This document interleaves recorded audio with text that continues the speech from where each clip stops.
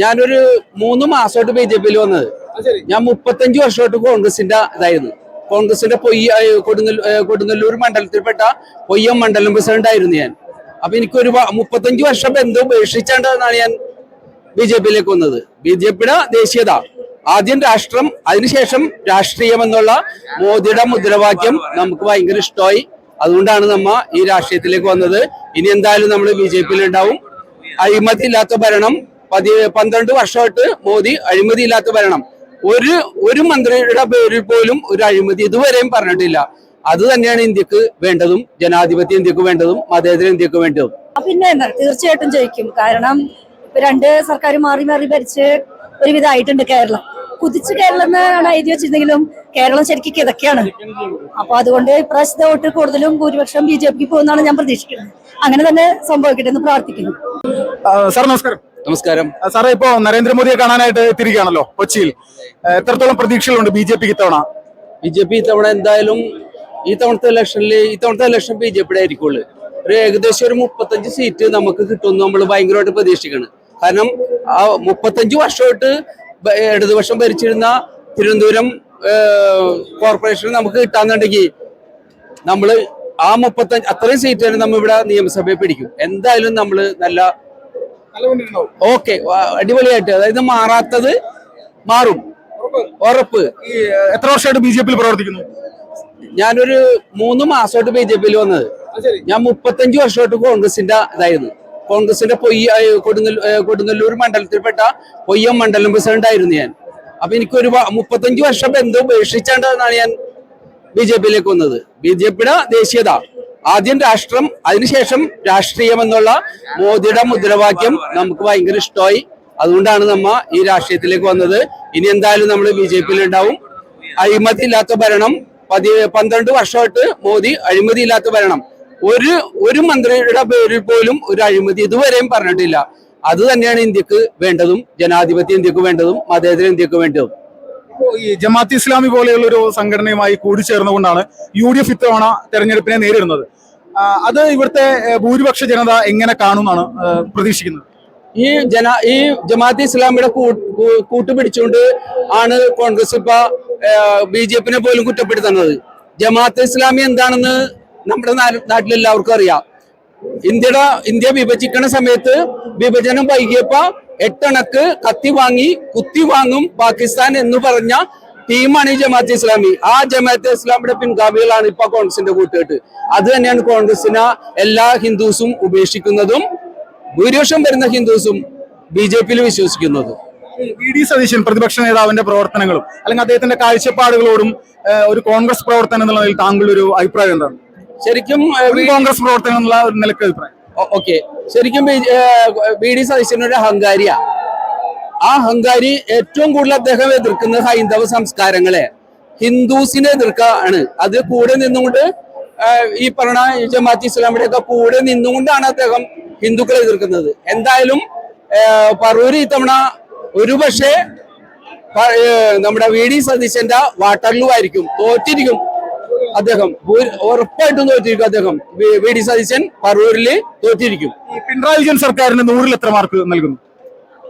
ശരിക്കും പറഞ്ഞാൽ 0 മാർക്കാണ്. നമ്മള് ഇത്രയും 1956 കേരള സംസ്ഥാനം രൂപപ്പെട്ട് 57 ആദ്യത്തെ നിയമസഭ വന്നതിന് ശേഷം മാറി കോൺഗ്രസും മാർക്സിസ്റ്റ് പാർട്ടിയും ഭരിച്ചിരുന്ന ഈ സംസ്ഥാനത്ത് ഇത്രയും നാറിയ, ഇത്രയും അഴിമതിയുള്ള, ഇത്രയും പീഡനങ്ങൾ ചെയ്യണ ഒരു ഗവൺമെന്റ് എന്റെ ഒരു ഓർമ്മയിൽ ഞാൻ കണ്ടിട്ടില്ല.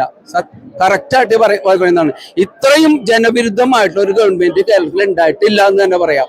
അവിടെ അവസാനമാണിത്. ഇതോടുകൂടി ഈ ഭരണം അവസാനിക്കും.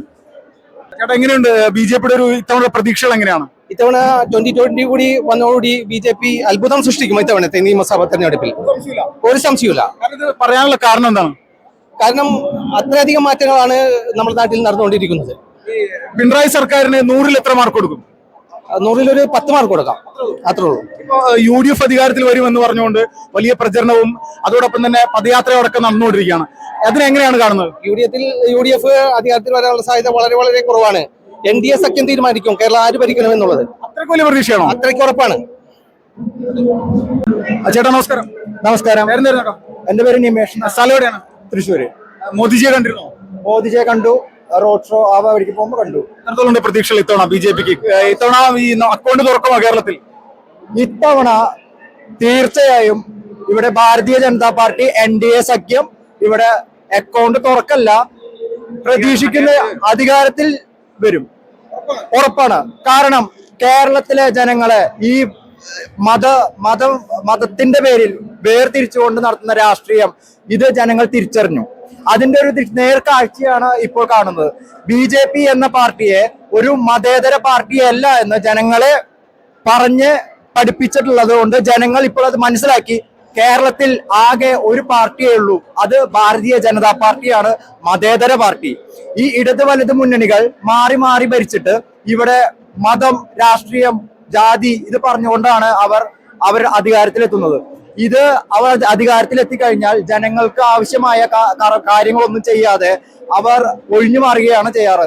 നമ്മുടെ പാവപ്പെട്ടവർക്ക് വേണ്ടിയിട്ടുള്ള ആയുഷ്മാൻ ഭാരത്, ആവാസ് യോജന, ഇതേപോലെ കുറെ പദ്ധതികൾ, പാവപ്പെട്ട ജനങ്ങൾക്ക് ഉപകാരപ്പെടുന്ന കുറേയേറെ പദ്ധതികൾ ഇവിടെ പ്രാബല്യത്തിൽ വരുന്നില്ല.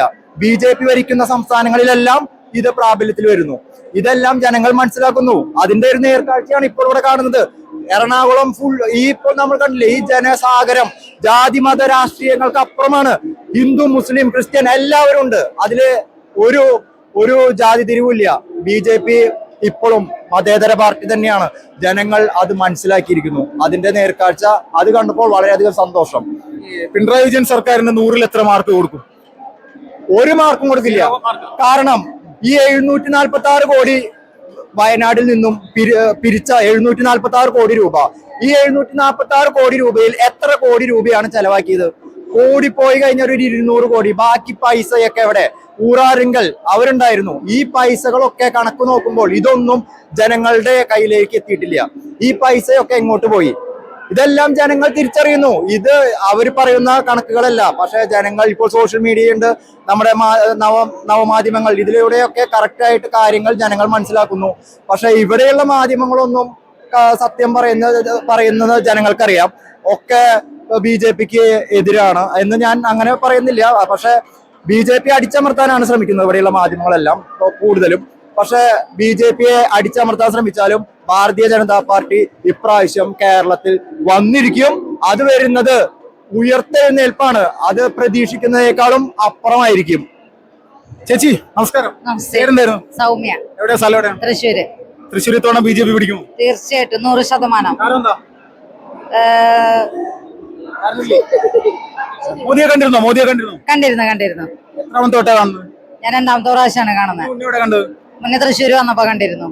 ഇപ്പോഴത്തെ ഒരു ട്രെൻഡ് അനുസരിച്ച് BJPക്ക് കേരളത്തിൽ മുന്നേറ്റം ഉണ്ടാക്കാൻ സാധിക്കും? തീർച്ചയായിട്ടും. BJP എന്ന് പറയുന്നത് വളർന്നുകൊണ്ടിരിക്കുന്ന, ജനങ്ങളെ സഹായിക്കുന്ന, മനുഷ്യ മനസ്സിൽ നിറഞ്ഞു നിൽക്കുന്ന ഒരു പാർട്ടിയാണ്. അതുകൊണ്ട് തന്നെ വൻ ഭൂരിപക്ഷത്തോടു കൂടി തൃശ്ശൂരിൽ വൻ വിജയം ഇപ്രാവശ്യം നമുക്ക് ഉറപ്പിക്കാം.